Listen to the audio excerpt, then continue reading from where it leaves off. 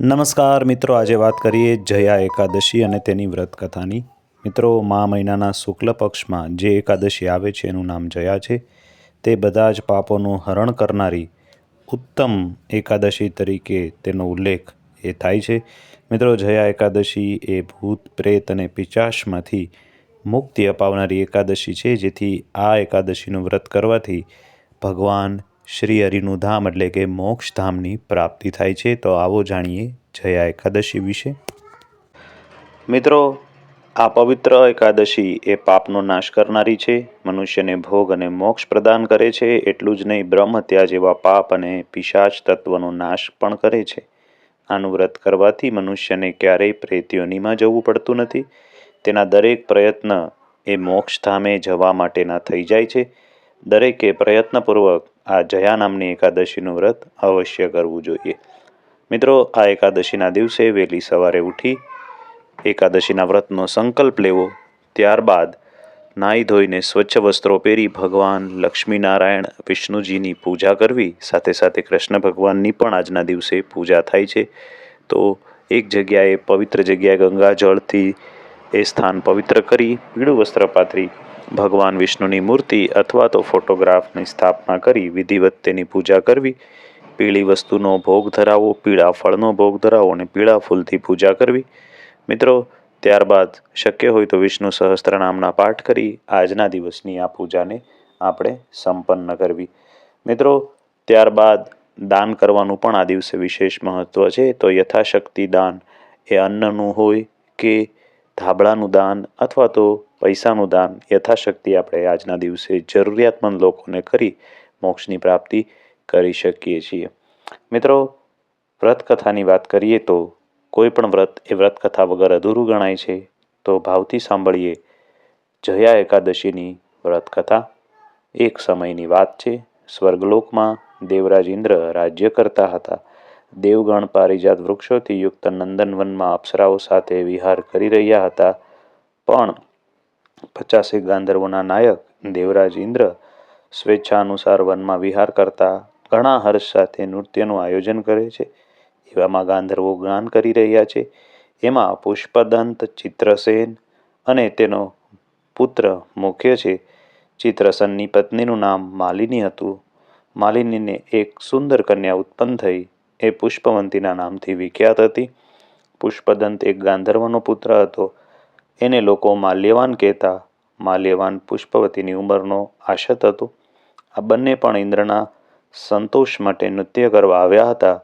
આ બંનેનું ગાન થઈ રહ્યું હતું। એમની સાથે અપ્સરાઓ પણ હતી। પરસ્પર પ્રેમના કારણે બંને મોહને વશીભૂત થઈ ગયા। ચિત્તમાં બુદ્ધિ આવી ગયાથી શુદ્ધ ગાન ન કરી શક્યા। ક્યારેક તાલનો ભંગ થઈ જતો તો ક્યારેક ગીત બંધ થઈ જતું। ઇન્દ્રએ તેમના પ્રવાદ પર વિચાર કરી પોતાનું અપમાન સમજી ઇન્દ્રદેવ તેના પર કોપાયમાન થયા। આથી બંનેને શ્રાપ આપતા ઇન્દ્ર બોલ્યા, અરે મૂર્ખાઓ, તમે બંનેને ધિક્કાર છે। તમે લોકો પતિત અને મારા આદેશનો ભંગ કરનાર છો। તમે પતિ પત્નીના રૂપમાં રહસ્યને પિશાચ બની જાઓ। આવો શ્રાપ મળવાથી તે બંને મનમાં ખૂબ દુઃખી થયા। તે બંને હિમાલય પર્વત પર ચાલ્યા ગયા અને પિશાચ યોનિ પ્રાપ્ત કરી ભયંકર દુઃખ ભોગવવા લાગ્યા। શારીરિક યાતના અને તાપથી પીડિત થઈ બંને પર્વતની કંદરાઓમાં ભટકતા થઈ ગયા। એક દિવસ પિશાચે પોતાની પત્ની પિશાચિનીને કહ્યું કે આપણે એવું કયું પાપ કર્યું છે જેનાથી આપણને આ ભયંકર પિશાચ યોનિ પ્રાપ્ત થઈ? નરકનું કષ્ટ અત્યંત ભયંકર છે અને પિશાચ યોનિ પણ ખૂબ જ દુઃખદાયી છે। માટે પૂર્ણ પ્રયત્ન કરીને આપણે આ પાપથી કેવી રીતે બચી શકીએ? ચિંતામગ્ન થઈને બંને દુઃખના કારણે સુકાતા જતા હતા। દેવયોગે એમના મહા મહિનાના શુક્લ પક્ષની એકાદશીની તિથિ પ્રાપ્ત થઈ। એ હતી જયા એકાદશી। જયા નામની પ્રખ્યાત તિથિ બધી તિથિમાં ઉત્તમ છે। આ દિવસે બંને બધા પ્રકારનો આહાર ત્યાગી દીધો, જલપાન પણ ન કર્યું, કોઈ જીવની હિંસા પણ ન કરી। નિરંતર દુઃખથી તેઓ એક પીપળા નીચે બેસી રહ્યા અને છેલ્લે સુધી ખાવા એક ફળ પણ ન કાપ્યું। સૂર્યાસ્ત થઈ ગયો। પ્રાણ હરી લેનારી ભયંકર રાત્રિ ઉપસ્થિત થઈ। તેમને ઊંઘ પણ ન આવી। તેઓ રતિ કે બીનું કોઈ પણ સુખ ન માણી શક્યા। સૂર્યોદય થયો। બારસનો દિવસ આવ્યો। આ પ્રમાણે પિશાચ દંપતી દ્વારા જયા એકાદશીનું ઉત્તમ વ્રતનું પાલન થઈ ગયું. તેમણે રાત્રે જાગરણ કર્યું. આ વ્રતના પ્રભાવથી વિષ્ણુની શક્તિથી બંનેનું પિશાચપણું દૂર થઈ ગયું. પુષ્પવંતી અને માલ્યવાન પોતાના પૂર્ણ રૂપમાં આવી ગયા. તેમના હૃદયમાં એ જ જૂનો સ્નેહ ઉભરાઈ રહ્યો હતો. તેમના શરીરો પહેલા જેવા અલંકારોથી શોભિત બની ગયા.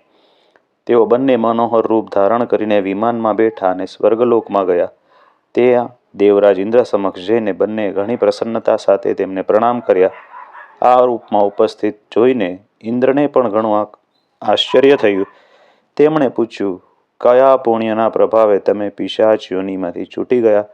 તમે તો મારાથી શ્રાપિત હતા, તો પછી કયા દેવતાએ તમને એમાંથી છુટકારો આપ્યો? ત્યારે માલ્યવાન કહે છે કે હે સ્વામી, ભગવાન વાસુદેવની કૃપા અને જયા નામની એકાદશીના વ્રતના પ્રભાવથી અમારું આ પિશાચપણું દૂર થયું છે. ઇન્દ્રએ કહ્યું, તો હવે તમે બંને સુધાપાન કરો. જે લોકો એકાદશીના વ્રતમાં સંલગ્ન શ્રી કૃષ્ણના શરણાગત થાય છે તેઓ પણ મારા પૂજનીય હોય છે. આથી એકાદશીનું વ્રત તમામ લોકોએ કરવું જોઈએ. જેણે આ એકાદશીનું વ્રત કરી લીધું તેણે બધા પ્રકારના દાનનું મહત્વ પણ જાણી લીધું. બધા પ્રકારનું દાન પણ કરી લીધું ગણાય છે. બધા પ્રકારના યજ્ઞો પૂર્ણ લીધા પણ ગણાય છે. આ મહાત્માને વાંચવાથી અને સાંભળવાથી અગ્નિહોમ યજ્ઞનું પણ ફળ મળે છે. તો મિત્રો, આ હતી માલ્યવાન અને તેની પત્નીની વ્રતકથા. મિત્રો, આશા છે કે આ વ્રતકથા અને પૂજા વિધિનો આ વિડીયો આપને ગમ્યો હશે, આપને ઉપયોગી થશે. વિડીયો ગમ્યો હોય તો તમારા મિત્રો સગા સંબંધીના વિડીયો જરૂરથી શેર કરજો. આપ સૌને એકાદશીની હાર્દિક શુભકામના સાથે આજના વિડીયોને આપણે અહીંયા પૂર્ણ કરીએ છીએ. વિડીયો કેવો લાગ્યો એ કોમેન્ટમાં જરૂરથી લખીને અમને કહેજો. આપ સૌને અમારી ચેનલના જય શ્રી કૃષ્ણ. ઓમ નમો ભગવતે વાસુદેવાય.